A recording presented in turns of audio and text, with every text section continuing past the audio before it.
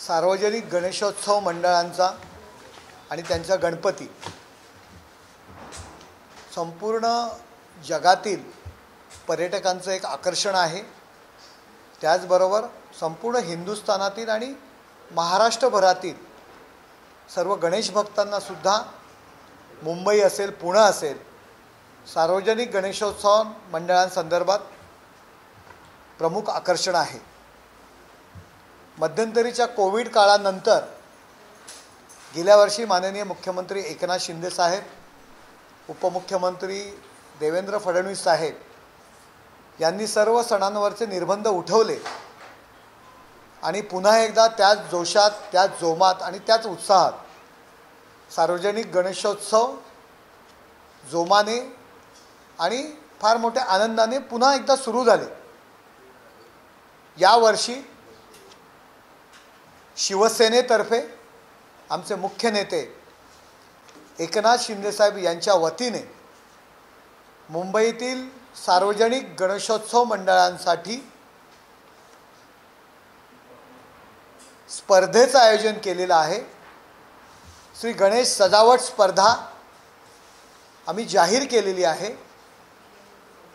शिवसेनेतर्फे पहिल्यांदा या स्पर्धेचं मोठ्या प्रमाणात आयोजन आम्ही या ठिकाणी करतोय आणि त्याचं जे बॅनर आहे त्याचं प्रकाशन आपण आता करीत आहोत। ही जी स्पर्धा आहे या स्पर्धेला प्रथम पारितोषिक आहे ती रोख रुपये 5 लाख रुपये हे पहिलं बक्षीस आहे। दुसरं जे बक्षीस आहे ते रोख रक्कम 3000 रुपयाचं 3 लाख रुपयाचं हे दुसरं बक्षीस आहे आणि तिसरं बक्षीस आहे हे 2 लाख रुपयाचं बक्षीस आहे।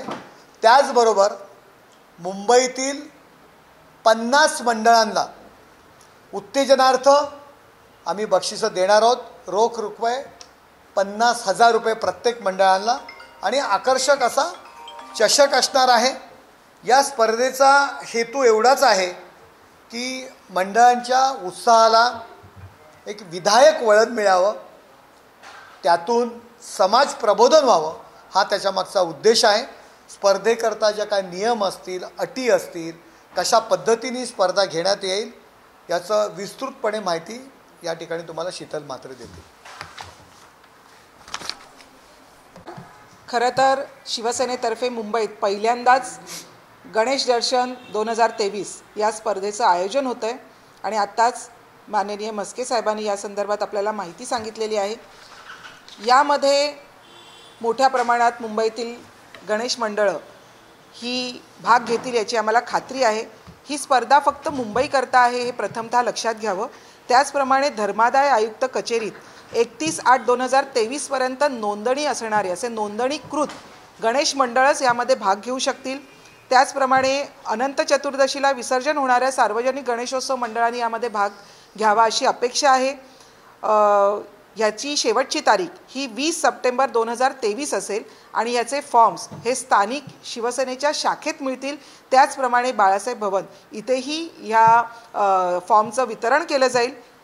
याचं जे काही रोख रक्कम, स्मृतिचिन्ह आणि प्रमाणपत्र हे आपण देणार आहोत आणि सगळ्यात महत्त्वाचं म्हणजे 50 मंडळांना 50,000ची आपण बक्षिसं देणार आहोत। यामध्ये मूर्तिकारांसाठी बक्षिसं आहेत, सजावटकारांसाठी बक्षिसं आहेत। तर अशा पद्धतीने प्रथमच मुंबईत शिवसेनेतर्फे हा माननीय मुख्यमंत्री एकनाथजी शिंदे यांच्या मार्फत हा कार्यक्रम ही स्पर्धा आपण घेतो आहोत।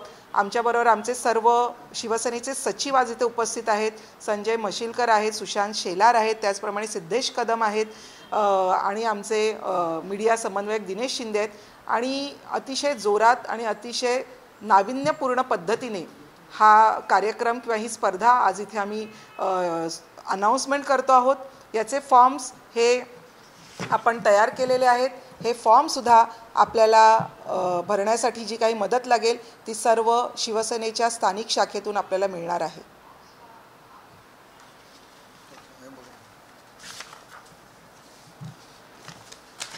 ही जी स्पर्धा आहे याचं जे परीक्षण असणार आहे त्या स्पर्धेची जबाबदारी सिद्धेश कदम, संजय मशिलकर, सुशांत शेलार, शीतल म्हात्रे यांच्यावर आहे.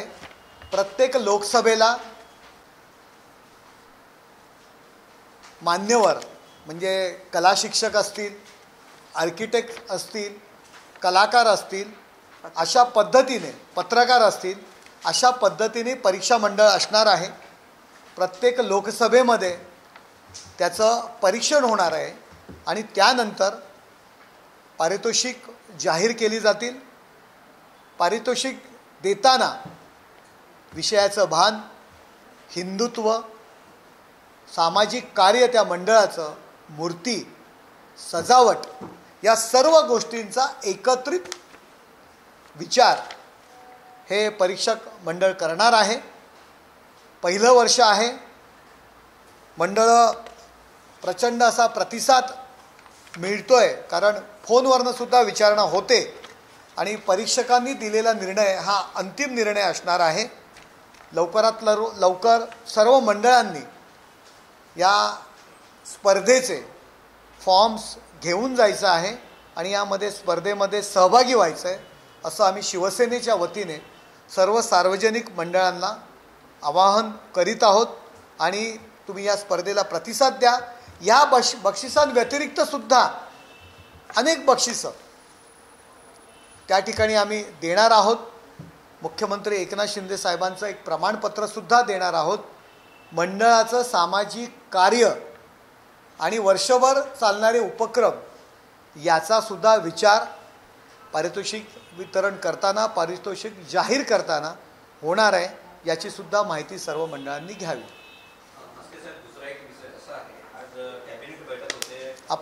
आपण या विषयावर बोलूच, परंतु ह्या विषयावरती जर काही आणखी काही तुम्हाला काही प्रश्न असतील किंवा काही विचारायचं असेल तर तुम्ही आधी विचारा. सार्वजनिक मंडळ पण 2 दिवसाचा गणेशोत्सव आला होता, तर थोडा उशीर झाला असं वाटतंय, कारण की मोठे देखावे जे ते उभे करण्यात येतात. नाही आता आधीच देखावे जे ते उभे नाही बघा, सार्वजनिक मंडळं, मुंबईतील जी काही सार्वजनिक मंडळं असतील अनेक ठिकाणची, कुठली स्पर्धा व्हावी या हेतूनही सार्वजनिक गणेशोत्सव मंडळ गणपती उत्सव साजरा करत नाहीत. त्याचा मागचा उद्देश सामाजिक बांधिलकीसुद्धा आहे त्यांची. त्यामुळे मला वाटत नाही उशीर झाला. आमचे विभाग प्रमुख असेल, आमची यंत्रणा आहे ती प्रत्येक मंडळांपर्यंत पोचणार आहे. त्या मंडळांना एक प्रोत्साहन मिळावं. त्याचबरोबर शेवटी हल्ली जे काही मंडळं ही सार्वजनिक ठिकाणावरनं वर्गणी असेल किंवा इतर काही स्पॉन्सरर असतील याच्यावरती चालत असतात. कोविडपासून या सर्व गोष्टी कमी झालेल्या आहेत. एक मंडळांना प्रोत्साहन मिळावं हा त्याच्यामागचा उद्देश आहे. तुम्हाला माहिती असेल की यापूर्वी आम्ही ठाणे आणि इतर ठिकाणी आम्ही ते काही मंडपाचं शुल्क वगैरे आम्ही घेत नव्हतं, पण यावर्षी गेल्या वर्षीपासून मुंबईतसुद्धा माननीय मुख्यमंत्र्यांनी निर्णय घेतला आहे की बाबा मुंबईतसुद्धा आम्ही मंडळांची काही मंडप शुल्क वगैरे आपण घेतलेलं नाही. याचा फायदा अप्रत्यक्षरित्या मंडळांचा जो आर्थिक कारभार आहे, आर्थिक डोलार आहे, तो सांभाळायला सुद्धा होतो. आणि स्पर्धा आहे म्हणून मंडळं नाही आहेत, मंडळं आहेत म्हणून स्पर्धा आहे. त्यामुळे उशीर झाला असं काय म्हणता येणार नाही, पण तो लोकांपर्यंत पोचण्याचं काम आम्ही नंतर करू. आणखी एक तुम्हाला या ठिकाणी माहिती द्यायची आहे की शिवसेना आणि कोकणवासीय फार अतूट नातं आहे. कोकणवासियांनी प्रथम शिवसेनेला सपोर्ट केला, त्या शिवसेनेच्या पाठीमागे उभे राहिले आणि त्यानंतर शिवसेना हा विचार संपूर्ण महाराष्ट्रात नव्हे तर हिंदुस्थानात गेला. परंतु कोकणवासियांना कायम मतांपुरता काही लोकांनी त्याचा उपयोग करून घेतला. कोकणवासियांच्यासाठी कधीही काही गोष्टी केल्या नाही. परंतु या कोकणवासियांचा जो महत्त्वाचा क्षण आहे आणि जे आपण म्हणतो चाकरमाने जो गणेशोत्सव आहे, त्या गणेशोत्सवामध्ये गावी जाण्याकरता शिवसेनेतर्फे जो मुंबई असेल, ठाणं असेल, कल्याण असेल, 1500 बसेसची व्यवस्था आपण शिवसेनेतर्फे केलेली आहे. आणि मुंबईतून 450 बसेस आहेत, ठाण्यातून 500 आहेत, कल्याण डोंबिवलीतून 550 बसेस आहेत. जो यजमानी चाकरमानी जो गावी जातो बऱ्याचदा बुकिंग आपण पाहतो, रेल्वेचं बुकिंग अर्धा तासात बुक होतं. बाहेर प्रायव्हेट गाड्या 2-2, 1,500 हजार रुपये तिकीट घेतात. एस टीचं तिकीट मिळत नाही.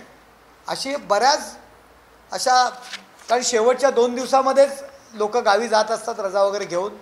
म्हणून गेल्या महिनाभर आम्ही प्रत्येक शाखेच्या मार्फत कोकणवासीय जे गावी जाणार आहेत त्यांचं आम्ही आमच्या शिवसेना कार्यालयांमध्ये विभाग प्रमुख असतील आमच्या पदाधिकाऱ्यांच्या मार्फत आम्ही बुकिंग केलं होतं. आणि मोफत आज आम्ही आनंदाने सांगू की ठाणा असेल, मुंबई असेल आणि कल्याण असेल, 63,000 कोकणवासियांकरता मोफत गावी पोचवण्याचं काम आम्ही करतोय. अगदी कणकवली असेल, दोडामार्ग असेल, देवगड असेल, पाली असेल, म्हसळा असेल, महाड, पोलादपूर, चिपळूण, सावंतवाडी, अगदी काही कोकणाच्या बाजूला असलेली जी जिल्हे आहेत, महाबळेश्वर असेल, कोल्हापूर असेल, तिथपर्यंत आम्ही गाड्यांची व्यवस्था केलेली आहे.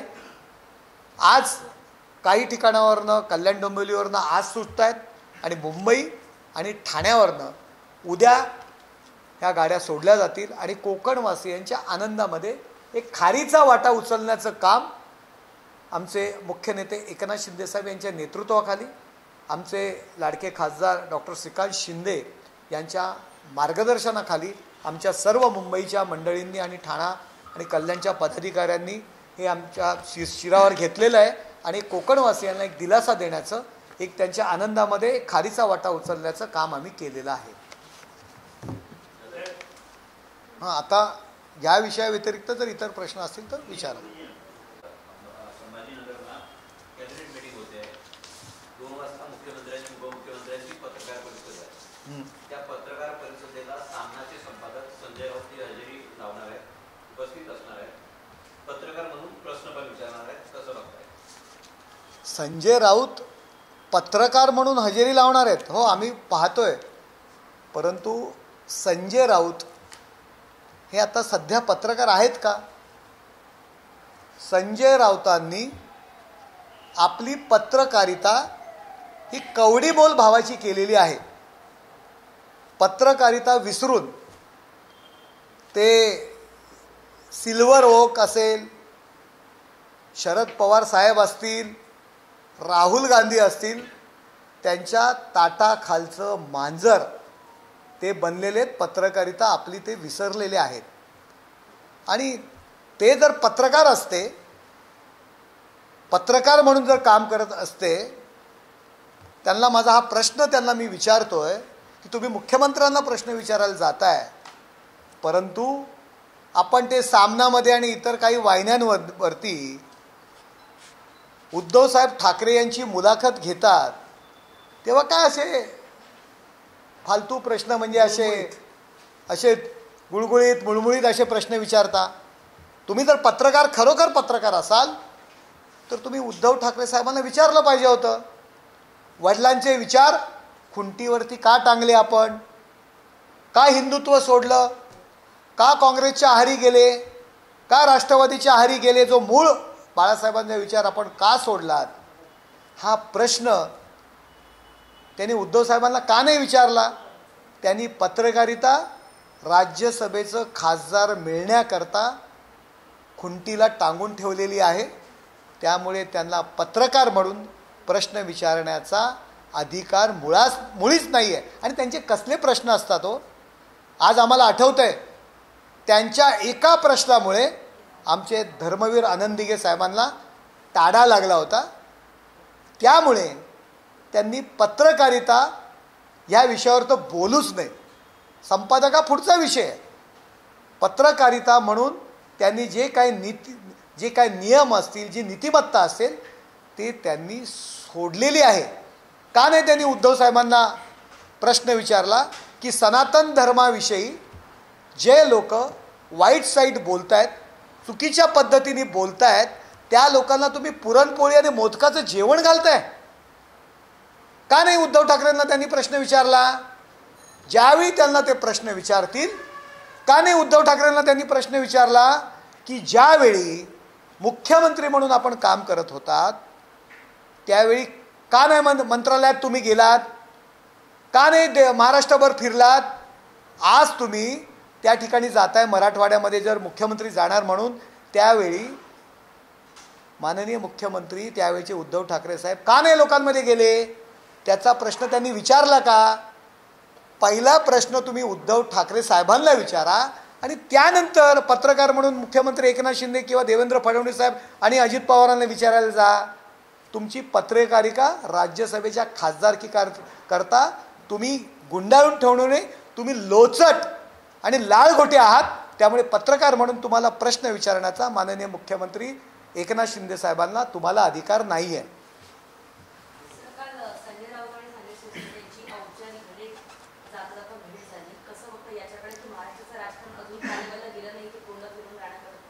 हे बघा, समोर आल्यानंतर इतके वर्ष आपण काम केलेलं आहे एकत्र, की मी हात तर मिळवणारच ना, मिळवणार. त्यात काय असं सिरियस घेण्याचं किंवा त्यावर चर्चा करण्याचं मला काय वाटत नाही. ती क्षुल्लक गोष्ट आहे. महाराष्ट्रामध्ये आपण एकमेकांचा सन्मान करतो. तुम्ही पवारसाहेबांचं उदाहरण घ्या की पवारसाहेबांनी जरी अजित पवार साहेब आणि ते आमदार इकडे तिकडे गेले पण त्यांच्याबद्दल वाईट साईड बोलले नाही, परंतु उद्धव ठाकरे साहेब आणि संजय राऊत आमदारांबद्दल किती घाणेरडं बोललेत, महिला आमदारांबद्दल किती घाणेरडं बोललेत. प्रत्येकाचा स्वभाव असतो, त्यानुसार शिरसाट साहेबांनी एक प्रामाणिकपणा दाखवून समोर इतके वर्ष काम केलं म्हणून हात मिळवलं. त्याच्यामुळे त्याविषयी चर्चा करण्या इतपत काही झालेलं नाही.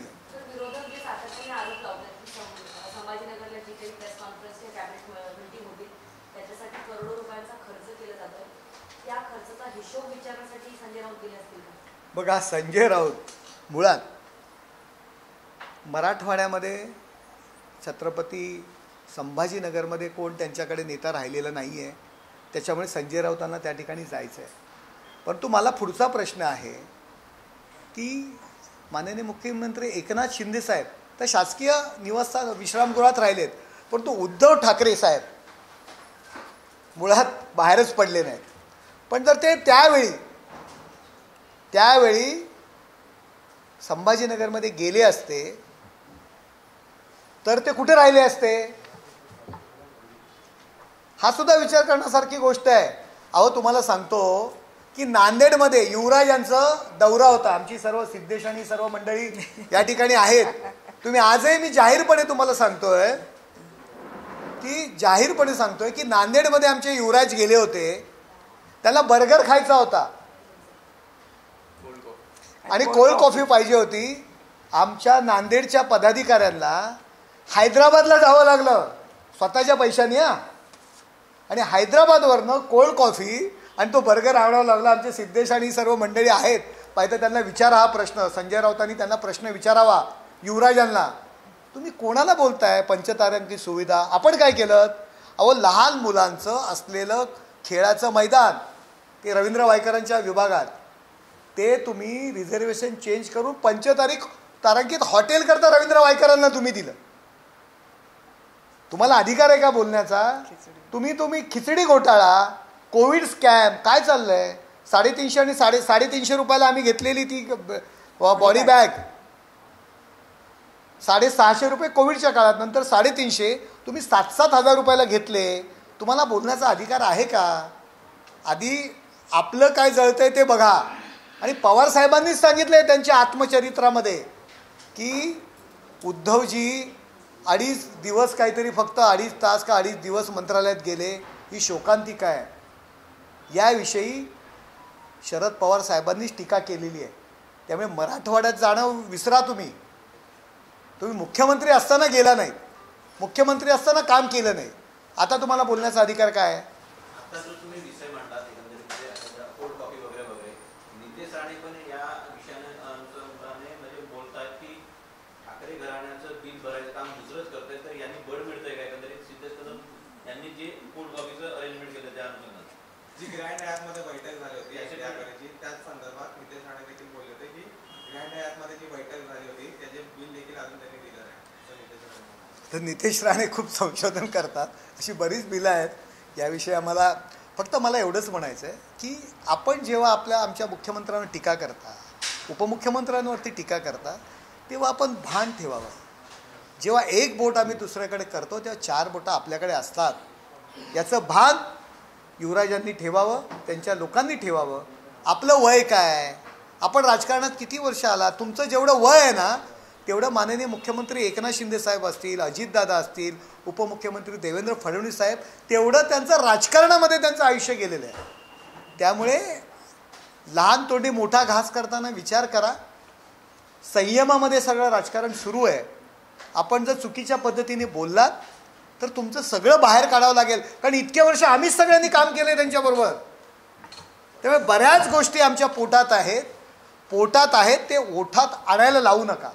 सर, आर्थिक गुन्हे शाखेचा मोठा निघलाय, वायकरांवर आता गुन्हा दाखल झालाय, तर उद्या किशोरी पेडणेकरांची शेवटची चौकशी जी आहे ती आज शेवटची चौकशी पार पडणारी एवढं, आणि त्याच्यानंतर त्यांना अटकही होऊ शकते. 1 महिन्याचा अंतरिम जामीन दोन महत्वाचे नेते शिवसेनेचे ज्यांच्यासोबत तुम्ही काम केलं या ते आता कुठेतरी आज जाऊ शकतात, कसं म्हणतात? एक लक्षात घ्या, ज्या पद्धतीने उबाठामधले जे सर्व आमदार किंवा सर्व तुम्ही महापौर ज्या होत्या त्या ज्या पद्धतीने कोविडमध्ये त्यांनी काम केले, आणि खरोखर इथे बसलेले जे त्यांच्याबरोबर आम्ही काम करत होतो, आम्ही सर्वजण त्यांना, तुम्हाला तर खूप कमी गोष्टी माहिती आहेत, आमच्याकडे तर ज्या गोष्टी आहेत त्या जर आम्ही सांगायला सुरुवात केल्या तर मला वाटत नाही की एक दिवस जो त्या म्हणतात की चौकशी, तर मला वाटतं अनेक चौकशा त्यांच्या सुरू होतील अशी पद्धत आहे. तर मला वाटतं रवींद्र वायकरांचा जर पंचतारांकित हॉटेल आहे किंवा खिचडीचा घोटाळा आहे किंवा बॉडी बॅगचा घोटाळा आहे, तर हा घोटाळा झालेला आहे हे सूर्यप्रकाशा इतकं सत्य आहे आणि हे सर्व महाराष्ट्र बघतोय. तर मला वाटतं जे काही कायद्यानुसार अपेक्षित आहे आणि आम्ही कायद्याचा आदर करतो, त्याच्यामुळे जे काही योग्य आहे ते नक्कीच घडणार आहे. ताई, मागे तुम्हाला जेव्हा किशोरी पेडणेकरांबद्दल विचारला होता, तुम्ही शांत भूमिका घेतली की त्यांच्याकडून कुणीतरी करून घेतलं. एकीकडे तुम्ही किशोरी पेडणेकरांना महिला म्हणून सहानुभूती देता, तर दुसरीकडे आता नुकतीच सुषमा अंधारेंची पुण्यात केसी झाली आणि त्यांनी ते तुमच्या पतींवर मुकेश म्हात्रे यांच्यावर आरोप केला की 350 कोटींचा आरोप जो आहे त्यांच्यावर केलेला आहे, कसं बघतो? एक लक्षात घ्या की आता ज्या पद्धतीने उबाठा गटाची राजकारणाची पातळी ही खाली पडत चाललेली आहे, मला वाटतं की घरातल्या गोष्टीसुद्धा चव्हाट्यावर आणण्याची एक नवीन आणि तेही शिवसेना भवनसारख्या ज्याला आम्ही अजूनही पवित्र स्थान मानतो तिथे लोकांच्या घरातल्या भांडणं ही चव्हाट्यावर आणण्याचं काम या सुषमा अंधारेसारख्या लोकांनी केलेलं आहे. माझ्या घरामध्ये किंवा माझ्या घरातल्या ज्या गोष्टी त्यांनी पुढे आणल्यात, म्हणजे एखाद्याची बदनामी ही कुठल्या लेवलपर्यंत करू शकतात. माझ्या चारित्र्यावर शिंतोडे उडवले गेले, माझ्या घरातल्या गोष्टींवर शिंतोडे उडवले गेले, माझ्या नवऱ्यालासुद्धा त्यामध्ये आणलं गेलं, माझ्या घरातल्या नातेवाईकांना त्यामध्ये आणलं गेलं. आणि मी तुम्हाला सांगू इच्छिते की मी तेव्हाही सांगितलं की ह्या सर्व गोष्टी या ऑलरेडी ह्याचे 1999 पासून कोर्टामध्ये केस चालू आहेत. तर कोर्टात केस चालू असताना या गोष्टी तुम्हाला, त्यांच्याकडे जर काही पुरावे असेल तर त्यांनी कोर्टात सादर करावे आणि कोर्टाचा जो निर्णय लागेल तो आम्ही नक्कीच मान्य करणार आहोत. त्याच्यामुळे ज्या गोष्टी ऑलरेडी कोर्टामध्ये आहेत त्या गोष्टींवर चर्चा करणं, संपूर्ण पत्रकारांसमोर एखाद्याची बदनामी करणं हे कितपत योग्य आहे हा प्रश्न त्यांनी स्वतःच मनाला विचारावा. परंतु मला असं वाटतं की आत्ता त्यामध्ये जे काही उरले सुरलेली लोक आहेत त्यांनी नैतिकता ही गुंडाळून ठेवलेली आहे. त्याच्यामुळे एखाद्याची बदनामी करायला ते कुठल्याही पातळीवर जाऊ शकतात, परंतु जेव्हा त्यांच्यावर बदनामी होते, बदनामीचे केली जाते किंवा त्यांच्याबद्दल बोललं जातं, तेव्हा विक्टिम कार्ड खेळायला ते नेहमीच तयार असतात. तर मला असं वाटतं की मला त्याच्यावर काही बोलणंसुद्धा योग्य वाटत नाही, कारण या लेवलला जाऊन एखाद्या पक्षाच्या प्रवक्त्या अशा पद्धतीची पत्रकार परिषद घेऊन जसं काही मोठ्या गोष्टी त्यांनी बाहेर काढलेल्या आहेत, मला वाटतं ही कोर्ट केस आहेत, त्यांच्याकडे जे पुरावे ते त्यांनी कोर्टात द्यावेत. आम्ही ते कोर्टाचा जो निर्णय तो आम्ही मान्य करू. तुम्हाला एक मराठवाड्यामध्ये मुळात या ठिकाणी माननीय मुख्यमंत्री एकनाथ शिंदे साहेब असतील, उपमुख्यमंत्री देवेंद्र फडणवीस साहेब असतील आणि अजितदादा असतील, यांचं खास करून यांनी अभिनंदन करायला पाहिजे. 1999 पासून 2014पर्यंत काँग्रेस राष्ट्रवादीचं काँग्रेसचं सरकार होतं. 2008मध्ये फक्त मराठवाड्यात एकदाच कॅबिनेटची मीटिंग झाली विलासराव देशमुख असताना. या मराठवाड्याने 2 मुख्यमंत्री दिले. 99 ते 2014 या 15 वर्षाच्या काळात फक्त एकदा मीटिंग झाली. त्यानंतर 2016मध्ये देवेंद्र फडणवीस साहेबांनी मराठवाड्यात कॅबिनेटची मीटिंग झाली. 24 वर्षामध्ये 7 मुख्यमंत्री झाले, त्यातील 4 मुख्यमंत्री काँग्रेसचे होते.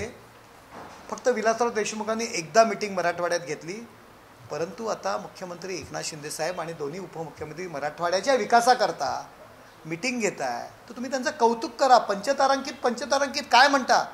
अहो, आमच्या या वर्षा या निवासस्थानी मुख्यमंत्र्यांच्या येणाऱ्या प्रत्येक नागरिकाला पंचतारांकित सुविधा दिली जाते. चहा पाणी दिला जातो, नाश्ता दिला जातो, जेवण दिलं जाते. वर्षा या निवासस्थानावरती आम्ही महापौर होतो, आम्ही पदाधिकारी होतो, आम्हाला कधी एंट्री नव्हती. परंतु आत्ता सर्वसामान्य शेतकरी असतील, सर्वसामान्य नागरिक असतील, मुख्यमंत्री असतील, उपमुख्यमंत्री असतील, त्यांच्या बंगल्यामध्ये त्यांना डायरेक्ट पंचतारांकित सुविधा म्हणजे त्यांना एंट्री मिळते. हा मोठेपणा आहे आमच्याकडे. पंचतारांकित सुविधांचं बोलताय काय? मराठवाड्यात दुष्काळ आहे म्हणून आदित्य ठाकरे 15 दिवस जेवले नाहीत का? असा काय विषय झाला नाही ना? का संजय राऊत जेवले नाहीत? परंतु केवळ मुख्यमंत्री आणि उपमुख्यमंत्री काम करतायत म्हणून टीका करायची हा त्यांचा आता स्वभाव झालेला आहे आणि महाराष्ट्रातील जनता याला थारा देणार नाही.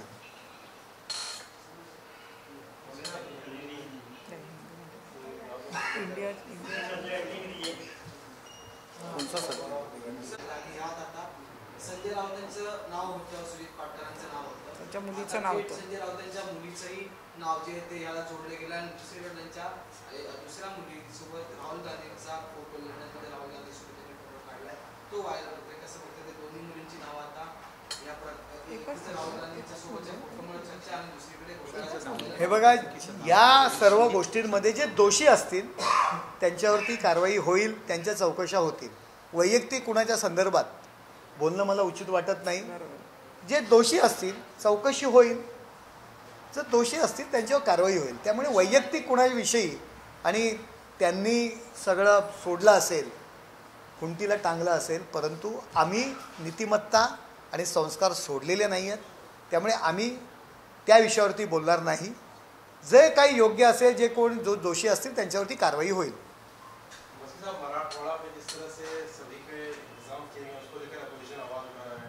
जितेंद्र आव्हाड ने भी बातें कही कि एक कमरे का भाड़ा दिन में 33 से किस तरह से जितेंद्र आव्हाड और आलोचना, जब कोई न्यूज़ नहीं रहती तब जितेंद्र आव्हाड कुछ बोलते हैं, उन पे ध्यान देने की ज़रूरत नहीं है.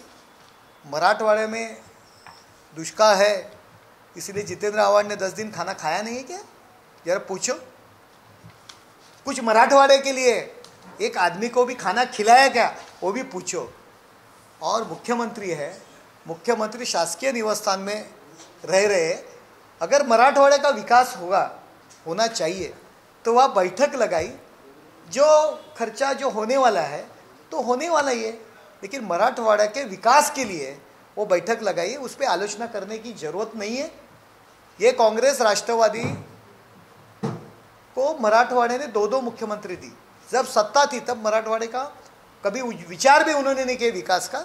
मराठवाड़े के विकास के लिए मुख्यमंत्री साहब ने वहाँ मीटिंग लगाई है कैबिनेट की, और मराठवाड़े का विकास होने वाला है. कुछ अच्छे पैकेज डिक्लेयर होंगे, इसीलिए लोग मुख्यमंत्री से और उपमुख्यमंत्री से जुड़ेंगे, सरकार से जुड़ेंगे, इसीलिए इन्होंने आलोचना करना शुरू किया है.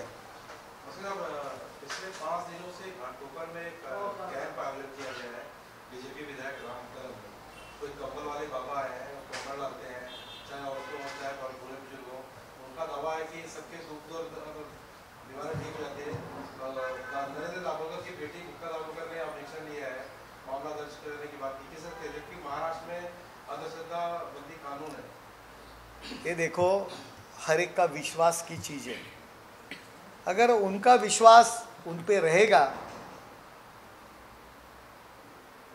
इलाज के बारे में रहेंगे, तो राम कदम साहब से आप पूछो. लेकिन एक विश्वास की है, एक विश्वास पे भी दुनिया चलती है.